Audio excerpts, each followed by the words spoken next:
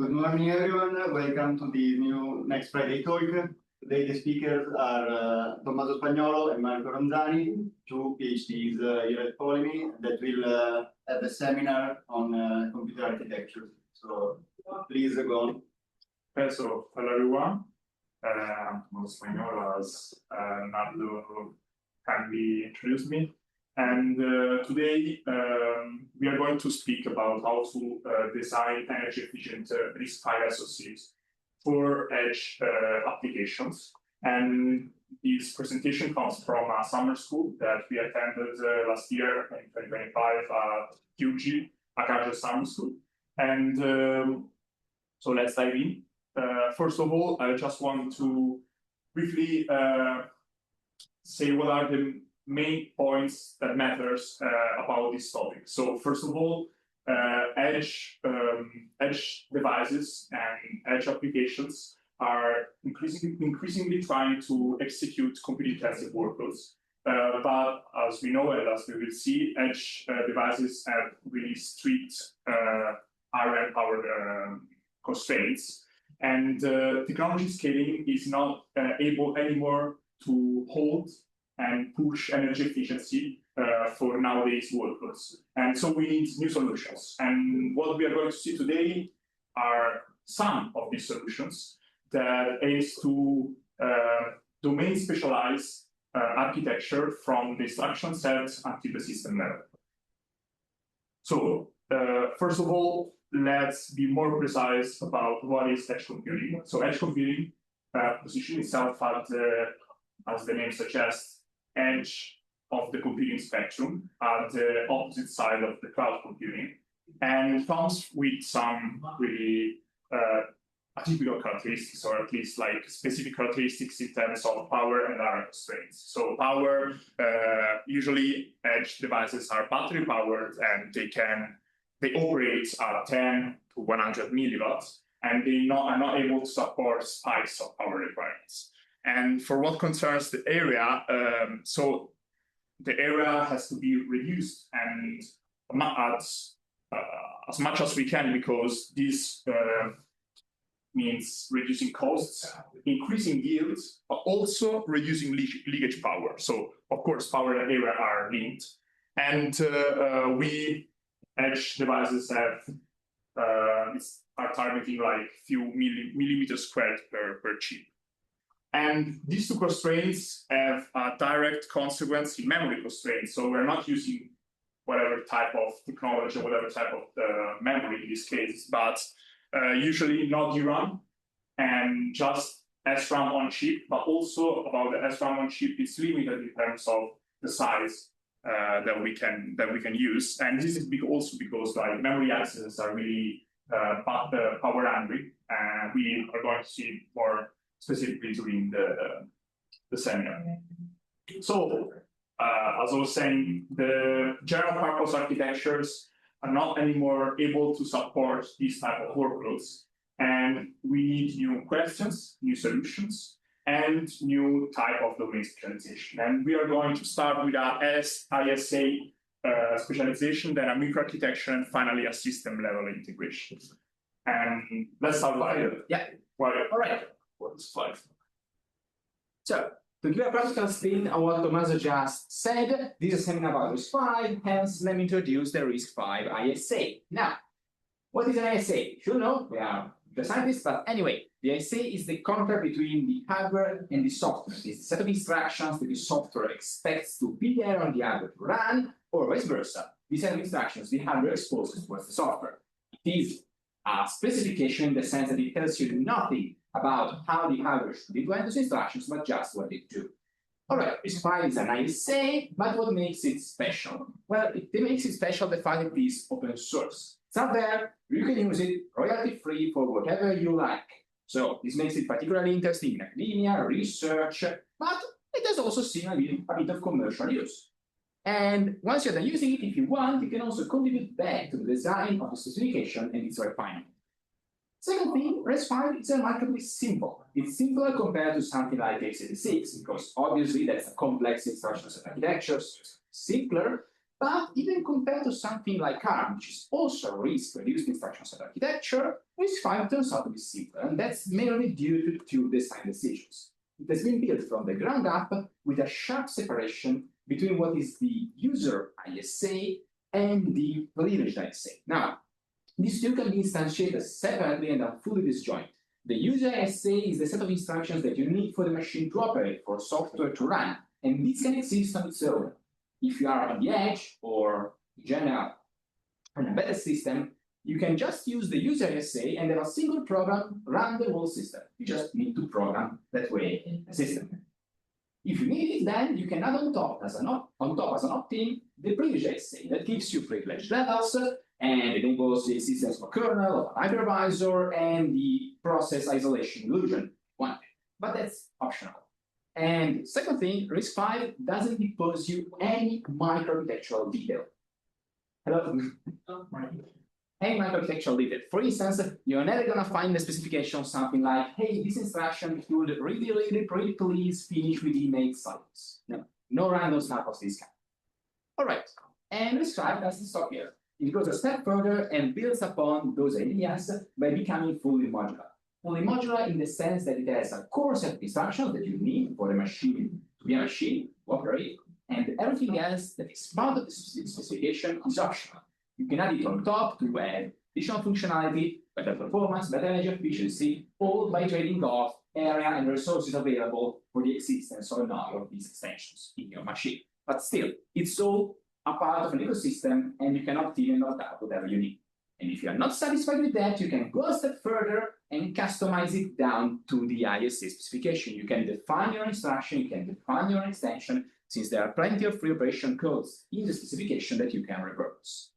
All right, so let's take a look at what's there already in the specification. Here we have the set of extensions that already exist. The one on top here is mandatory, that is the set of integer instructions that essentially make the machine operate. You have loads, stores, integer arithmetics, jumps, branches, whatever you need to actually function. And then any specific instance of RISC-V is going to be denoted by this acronym over here, where we're going to have RV, the word width of the system, that's the 64 bits, and a letter for each of those extensions that is present. Those are multiplications and divisions, atomics, compressed instructions, single and double precision floating points, and vector instructions. These are all part of the specification. Let me just spend a few words on compressed instructions, because there is one thing that we usually forget, and that is, once we look at a system, we tend to think about the memory hierarchy in terms of the data being computed that moves in and out of the system. I mean, we're all used to machine learning and stuff. We need to move in the weights and data for the tensors, move back the outputs, and so on. Sure, but there is also the dual of full that infrastructure for instructions. Those instructions are, quote-unquote, data up until the point that you interpret them as instructions and move them into the decoder in the pipeline. So, well, you need to have all the memory hierarchy to move instructions to, and that takes up a bit of space. Compressed instructions chop down many of, in particular, the integer instructions to 16 bits rather than 32, and that, you can imagine, saves up quite a bit of space, and especially pressure on that side of the memory hierarchy that moves instructions. All right, now, let's do a further, and let's talk about customizing the ISA. So this is what we've seen up until now was already there in the specification. Now we're talking about making your own thing.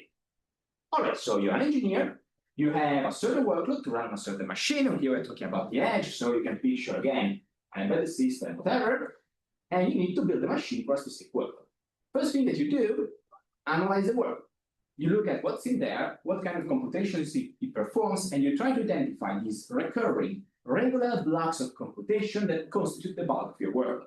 I mean, this can be, for instance, if we're talking about computer security, bitwise operations, many of them, if we're talking about 3D data, well, that's going to be vectors of 3 elements, and yes, operations, color, it's vectors of 4 elements. Again, machine learning and stuff, it's task operations, likes. So you try to identify these unified blocks of computations that constitute most of your work. Once you find them, you look at how they're implemented in code. At the ISA, what the ISA gives you to implement them. And well, that turns out to quite a lot of instructions usually. Vector operations, you need a loop to go over the vector elements. Machine learning is even worse, 3 loops at best. So, at that point, it becomes interesting to try and find a way 12 instructions and encapsulate part of this work such that 1, 2, or very few instructions can get you through what was before loops and many, many instructions, alleviating pressure on the system, overall simplifying the work, and well, depending on how you implement those instructions, giving you performance and or hopefully energy efficiency, because we're talking about both. So, with that in mind, you start. You have identified those workloads, you have a clear idea of what you want, how do you implement these extensions? First thing, write down the specification. Well, that's a given. Take a digital sheet of paper possible and write down the specification for the instructions. Second thing, you start by modifying the decoder within the pipeline. Then Tommaso is sure enough to show more of these, but with the decoder, you make it so that it recognizes the instruction, and at that point, you go on and modify the rest of the pipeline, the data pipe, the execution stage, whatever is required for the instruction to take place. This includes adding functional units, reconfiguring whatever is required. And last thing, but not least important, you modify the compiler. Because what good it's going to be an instruction if nobody uses it? So you need to have the compiler recognize the patterns in the code that can be replaced with these new instructions, and then show you do the replacement and use what you built. All right, so here we have a very trivial example. In this left side of the slide, there is a multiply operation and then an addition, where the addition increments the same register, so it's accumulate. And on the right side, we built into the ISA the multiply and accumulate single instruction that does the two things at once. And here we replace the two instructions with one. All right, so moving on. As Tommaso said before, this seminar is based on what they taught us at the Acacia Summer School, and this day is essentially the group under Professor Benini between Bologna and Zurich. They work mainly on the pulp and open hardware infrastructure, so the examples you're going to see now are by no means an exhaustive coverage of what you can do with extensions, but they are tried and tested extensions built by those groups, and they serve a very, very good purpose. In here we have general purpose instructions, mainly hardware loops and the fusion of instructions that usually come in pairs. Then we have all the bit manipulation stuff. And lastly, dense linear algebra operations that you, as you can expect, are oriented towards signal processing, machine learning, and the likes. All right, so let's start with hardware loops. What do we have in here? Picture for me a loop written in assembly. What do you need for a loop to be written in assembly? You're going to have a register for the index, a register for the number of iterations, then the loop body. Near the end of the loop body, you're going to have the increment or the change to the index, and just after that, the branch, the jump, going back to start of the loop body and repeat. Now, this is plenty fine if the loop body is very large. I mean, if we have 100 instructions in there, sure, you're not even going to notice the fact there is a few instructions to handle the loop. But if we cut the loop down to something very small, 2 instructions, a load and a store, a very brief loop body, then the overhead required for the 2 instructions, the change in the index and the jump going back, it's going to become noticeable. At that point, the idle loop becomes interesting because it removes the need for all the handling of the loop, for all the manual handling of the loop, and just gives you a single instruction that asks the hardware to run these instructions between obviously where you are and the label for that many times. That's pretty much it. So the hardware handles with very minimal overhead the loop for you. No branches, no indices, all right. So then second instruction extension. Here we have the memory access extension. The idea is there are certain pairs of instructions that usually come in pair. If we are going over a vector, over an array, what we typically do is load or store an element and then move on to the next one. And then move on to the next one. And this essentially turns into a load and a store followed by an increment or decrement. When in this, well, that's 2 instructions. If they always come in pair, why do we have to waste time issuing and all 2 instructions? Once they could have just a single one that does the load and store and simultaneously uses what's left in the pipeline to decrement the index, doing them faster and with a single instruction. So this is exactly what we have here. The 2 loads and additions become from 4 2 instructions. The 2 bodies, very useful in array operations. All right, bit manipulation extension. I'm not going to read all that, but in general, here we have all the instructions to count how many bits are set to 1, find the first or last set bit, write bits from a certain one to another, and the rest. Now, why are those needed? Just think about how complex it is to implement those operations with a normalized sync. If you need to write the code to do those things manually, it's going to become bulky. Here we have the perfect example. Here we are just counting how many bits are set to 1 in a 32-bit register. what do we need to do? We need to have a loop with an index, the register, and every iteration does an end bit a bit with the least significant bit. If it's 1, increments the counter, shifts to the right the register by 1, and repeat the next iteration over for 32 iterations. That's kind of it. While in truth, a human being could just do it in a split second by looking at how many bits are set to 1, and the computer can too. You just need to give it the other extension to do that with a single instruction. And this applies to most of those. They can be simplified greatly just with a single instruction. All right. Now, on to digital signal processing or in general linear algebra extensions. Here we have all that you may expect: absolute value, clip, minimum, maximum, multiply and accumulate, multiply and subtract, of those kinds of operations.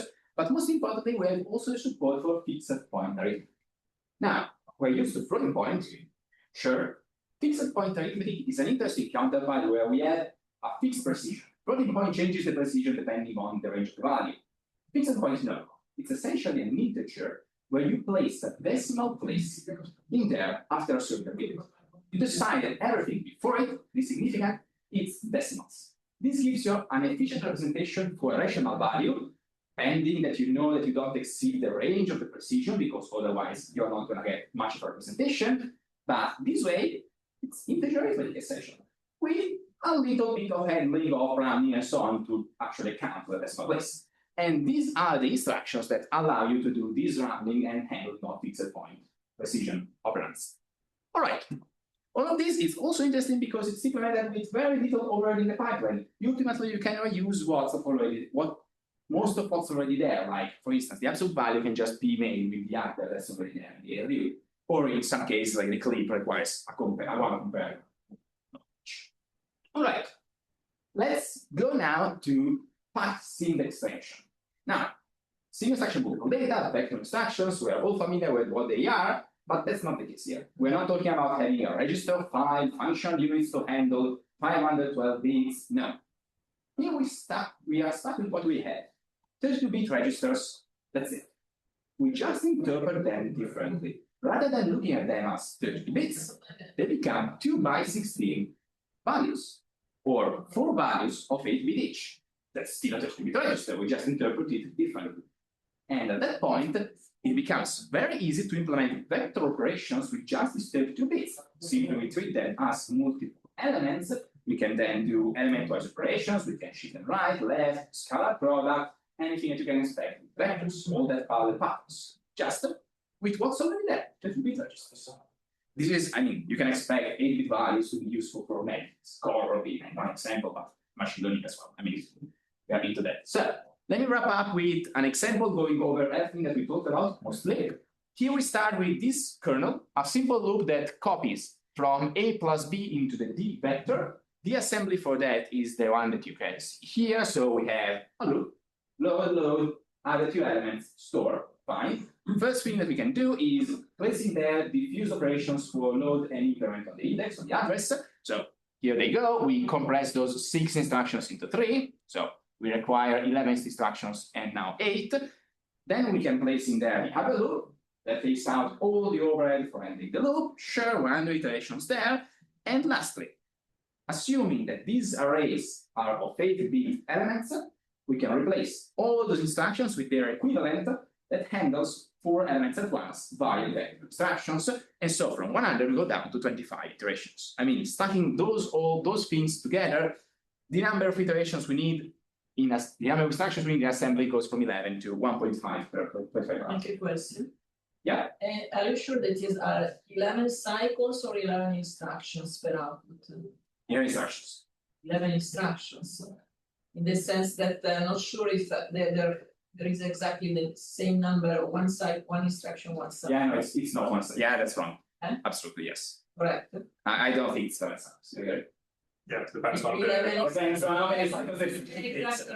instruction per output, and then etc. But it's not sure that a very complex instructions like you are managing would correspond to a single cycle. Because later on, we are going to see that we are able to use just 8 cycles in that specific optimization. Exactly. Just like depending on implementation. But it doesn't of 11 instructions per hour.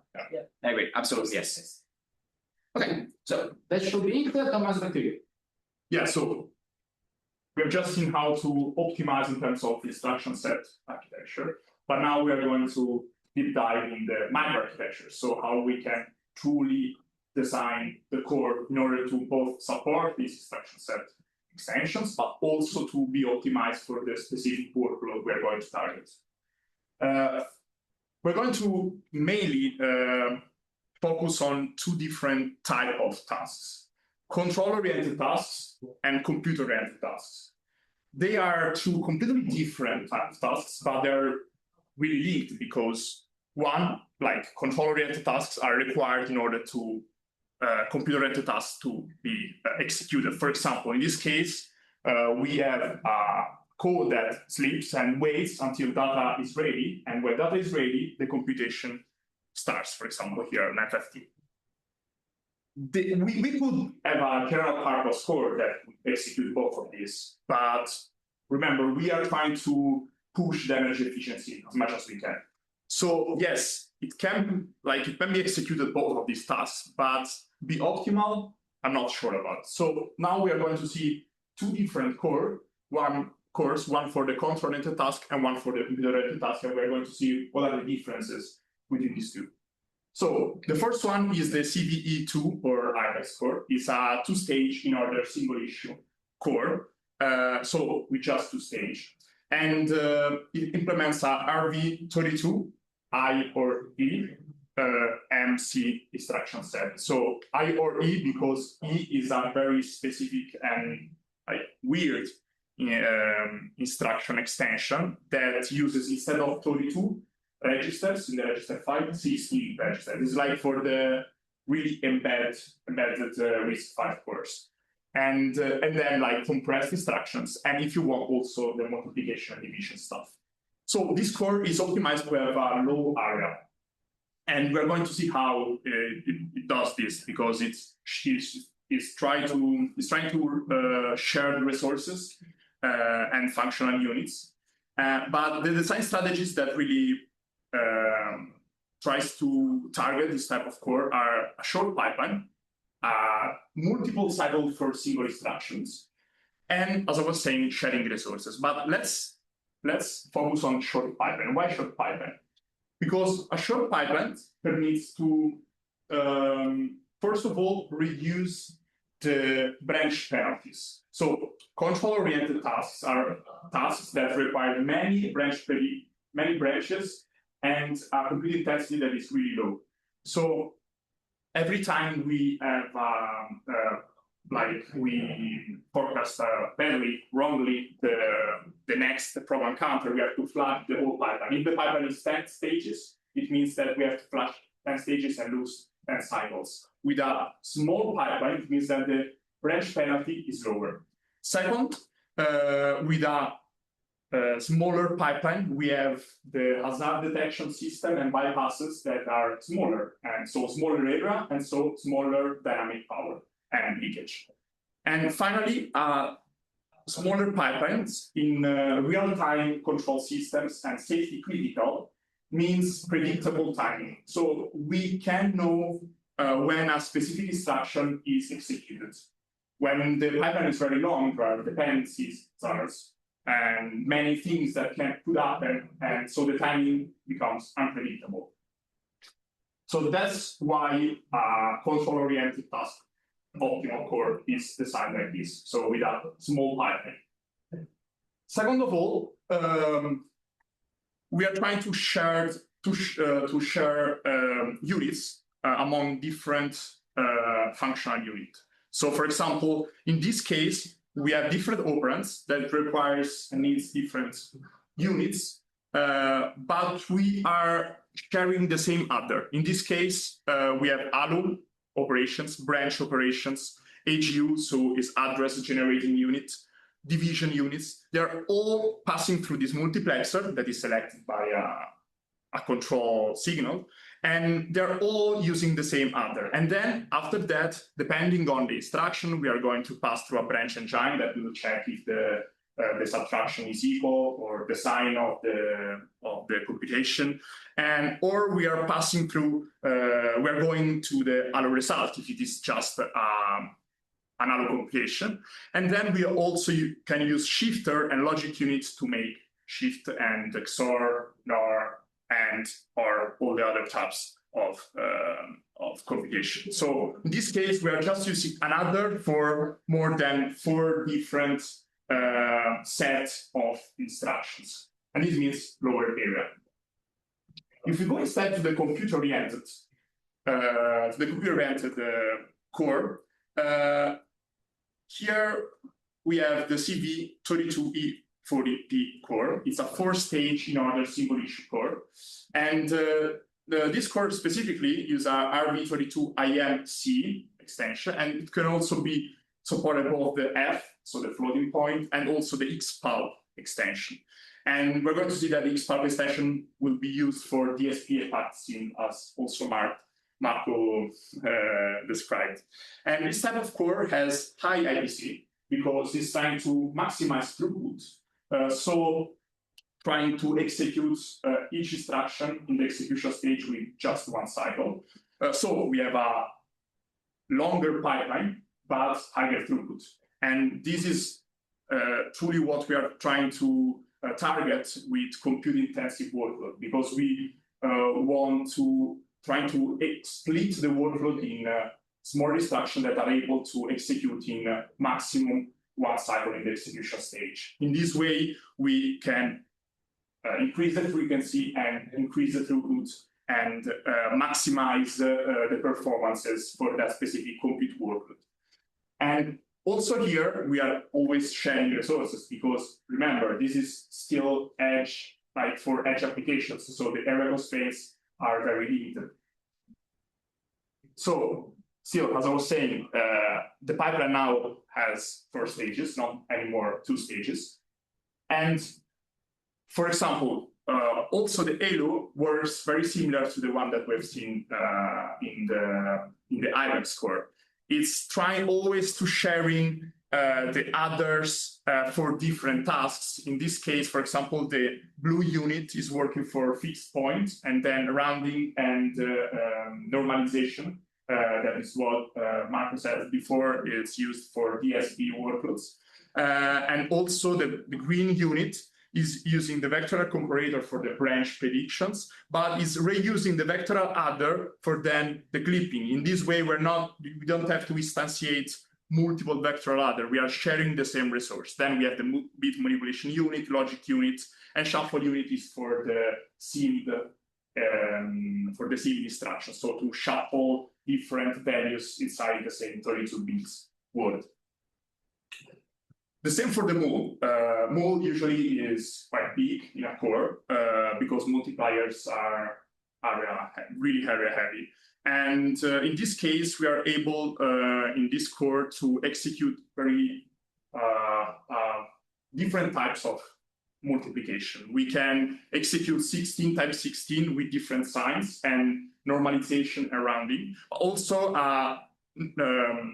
standard integer 32 times 32 bit Mac. So with a single cycle Mac operation with 32 times 32 plus the adding of the operand C. And then we also have this dot operand that are the multiplication that are happening due to and thanks to the extension, the XPulp extension, that permits to execute the SIMD multiplication, so 8 times 8, 8 times 8, 8 times 8. Now, like you're like looking at 9 times 9, just because we need another bit for the sign extension to not lose, to not overflow during the partial result computation. But these are 8 times 8, 16 times 16. So this unit permits to use the most optimized path for that specific operation. Because yes, of course, we could also use just 32 times 32 and just reuse the same resources many times and or masking some bits. That's of course possible, but in terms of efficiency, we should try to use the least amount of area and least amount of wires, least amount of resources for that specific operation. And this mul works with a clock gating unit, a clock gating architecture. So it means that when we are using this unit, we are clock gating this. What that means? It means that we are turning these units off, so they are not consuming power. And for an edge application, this is really important. So this is how this mode is designed for a compute-intensive core like the CV22E40P. So this is to stretch again the point on how core design, core architecture is optimized for the specific workload we want to execute, actually. Yes, of course, as I said before, there are general purpose cores, but here we are trying to pushing energy efficiency. So short pipelines, lower area, lower leakage, but lower IPC. But we don't need high IPC, high instruction per clock. We need no branch penalties, real time, and low power and area. For what concerns the high compute intensity workloads, we need higher IPC. So we also have higher switching activity, so our power consumption, and higher control complexity for all the hazards and dependencies. So when we see when we compare the areas of these three cores, why three? Because we have the CV22E40P, then we have the CV2, but with the IMC instruction set extensions, and then we have the RV22EC, that is the embedded one. So they are the same core, but with two different instruction sets. And we see how, of course, the compute intensity one has an higher occupation among about 2 or 3, depending on the two cores. But when we see the performances, in black, we have the CV2EC, so the smallest one.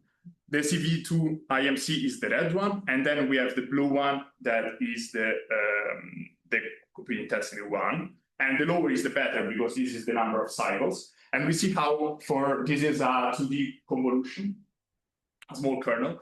We see how the performance difference is huge, 50 times with respect to the EC, and about 6 times with respect to the MC. For a core mark benchmark, that is a typical benchmark in the field of RISC-V, is inside has many different tasks. So it can be like the typical usage that a RISC-V could do as a general purpose core. We see how they start to be very close by. The IMC, the CV2 IMC and the CV32E40P are quite similar. And then for runtime scheduling, so just running a control-oriented tasks, we see that they are actually the same. You could also see that the CV32E40P is a little bit higher with respect to the other two.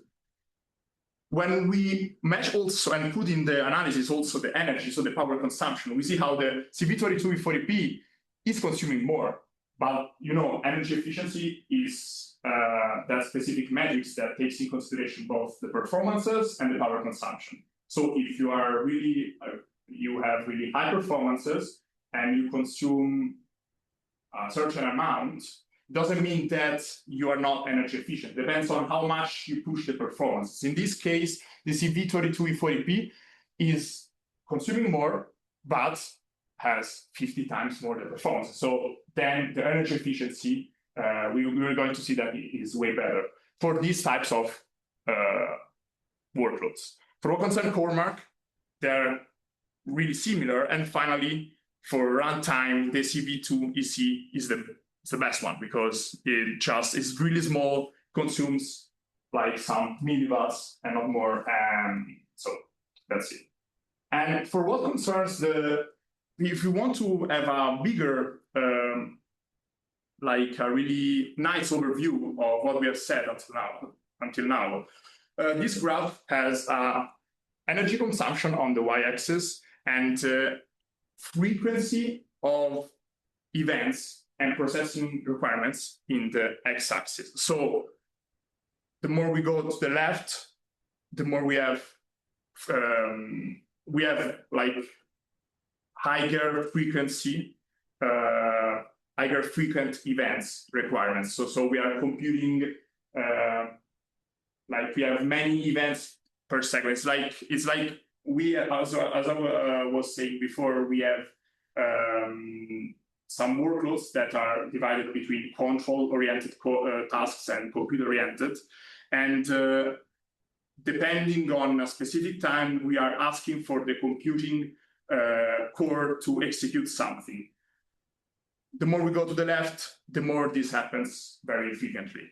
And the lower we go, the lower is the energy consumption. So you can see how when we are in the window of seconds of frequency, this is time, of course, but like one event every 31 seconds, for example, the black one, that is the CVE2 EC, is more efficient in terms of energy consumption with respect to the IMC and the CV32 E40P.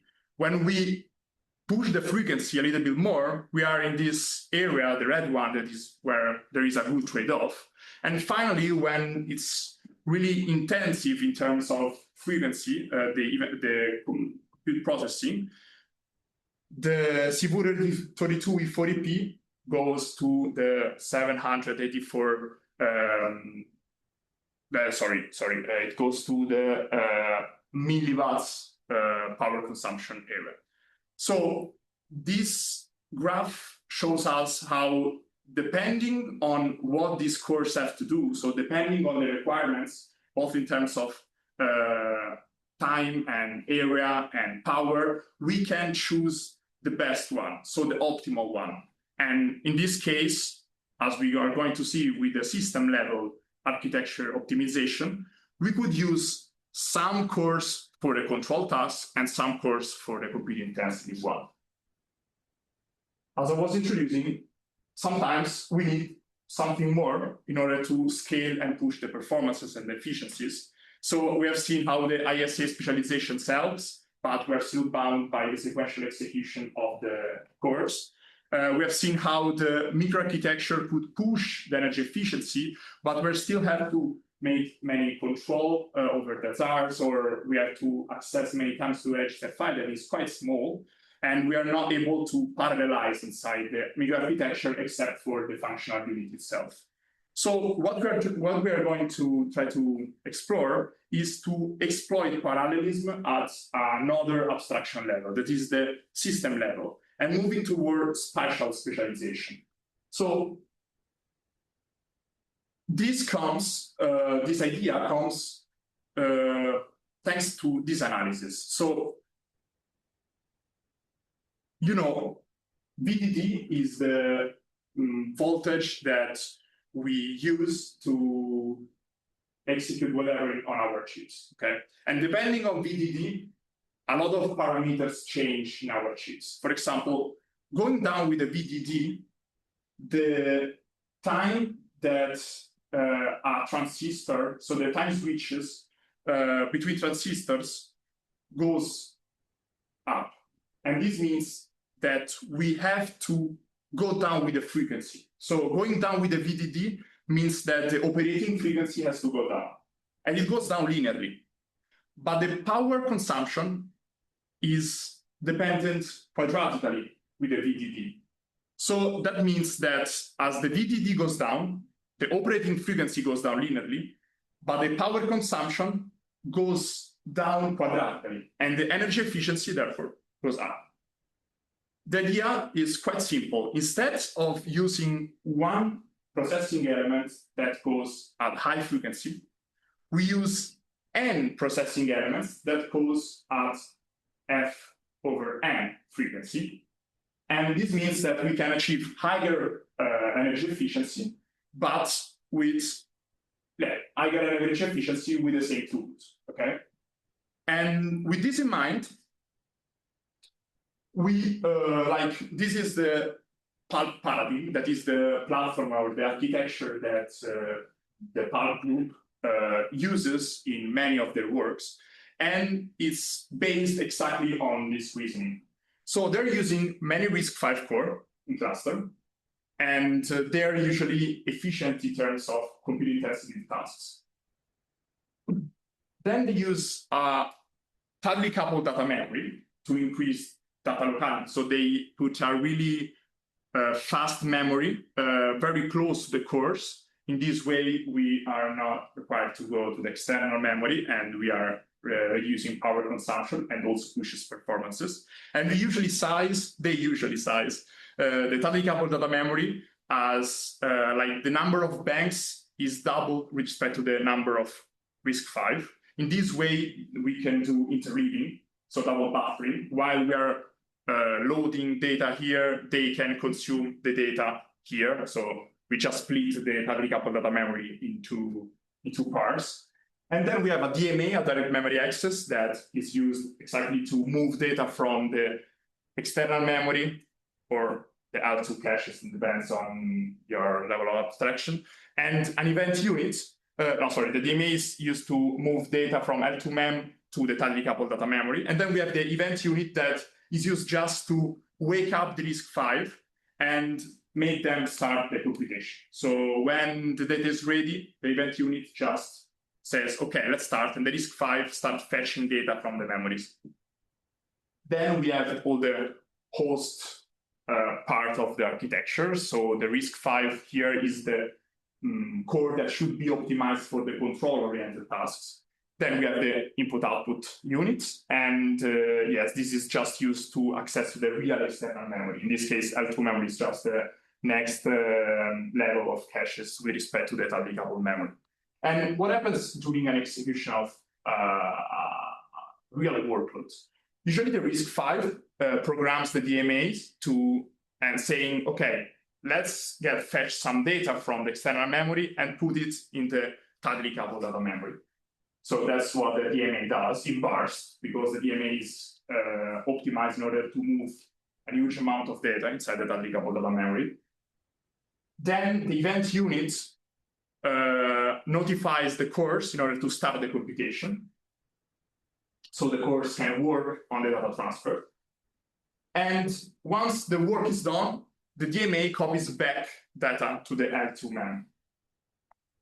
The I/O DMA subsystem supports triple buffering, so three-level hierarchy. We have the external memory, we have the L2 memory, and we have the tightly coupled data memory. In this way, we can move data in splitting them in three different phases and interleaving them. And in this way, we can reduce latency and we improve performances. And of course, during a normal operation, all of this happens at the same time. So the DMA moves data here, the cores are computing, for example, the DMA moves data here, the RISC-V starts operating on this, and the DMA starts moving data here. Then when the data here has been processed, the DMA will just start to write back the results in the external memory. And then we have all this chain of buffering trying to increase data locality and pushes performance and energy efficiency. Of course, this can be even pushed further by adding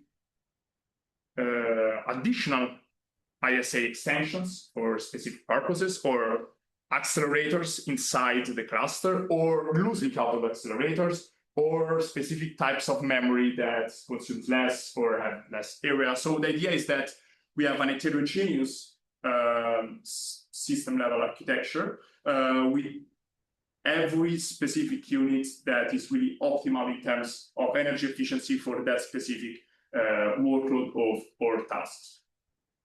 So what we've seen today is how the energy efficiency requires different level of optimization from the ISA extension to the microarchitecture and to the cluster accelerator level. And in order to really reach high energy efficiency, we need to domain specialize every of this level. And this is a strict requirements when we are working in the edge application field. So thank you for your attention. Thanks a lot for your talk. We have time for questions. I have one regarding the fact you mentioned that optimizing the ISA, and the architecture, like, you have to do them together. You can do both separately because it doesn't change anything if you just optimize the ISA, basically, you don't optimize the architecture underlying. My question is, how does the design flow of this work? Like, obviously, the first thing is observing the task you want to do, okay? And you have to understand what are the cycles and what is happening there. But then, do you first move to designing an SEA for that and then implementing it in an architecture, or do you do it like iteratively, bouncing from one step to the other? Like, how does that work?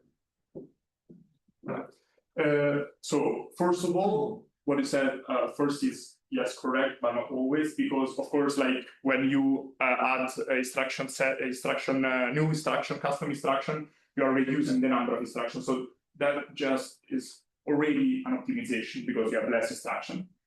Okay, but it was just like to be sure that it was clear. Normally, the flow of design is a back and forth. So you first see what is the common pattern in a specific workload, in a specific task. Then you start thinking about what could be having in mind the baseline architecture you are working on. So you have to already have like something like this in mind, okay? And you start thinking, okay, these instructions could be executed together because in the workload we are targeting, they always happen they always executed one after the other. Then that's the first step. The second step is thinking, okay, but how can I push the performances of this single instruction that is more complex? And so usually it requires more cycles, and you have to think about an architecture strategy that permits to reach maybe one cycle for 3 different instructions, okay? After that, you test it. So you test if your assumptions were true, and probably if they were true, okay, that's fine. But if they weren't true, you have to modify the instruction. So you have to go back to the instruction extension at the instruction set level and thinking about new types of instructions. And it's always like a hardware software optimization because you're working at both levels, at the microarchitectural one, so at the implementation level, and at the software level that is the ISA. And there is no like, depends of course on the specific extension you're doing, but sometimes you also have to go strictly to the microarchitecture because the ISA is really easy. For example, a Mac, like it's in 2 seconds you can write an encoding for a Mac, but difficult part is the microarchitecture because you have to think, how can I execute a Mac in 1 cycle instead of 3 cycles, okay? So depending on that, you have to focus more on one phase or in another.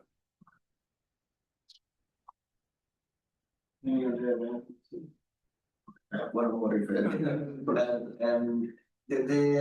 the power graph you showed me in the dot one point, to understand if the y-axis is the power for event process or okay, it's normalized with respect to the okay. I didn't say that, but yes, of course. And these so it's normalized with respect to the Good. If there are no other questions, thanks again to the speakers for the talk.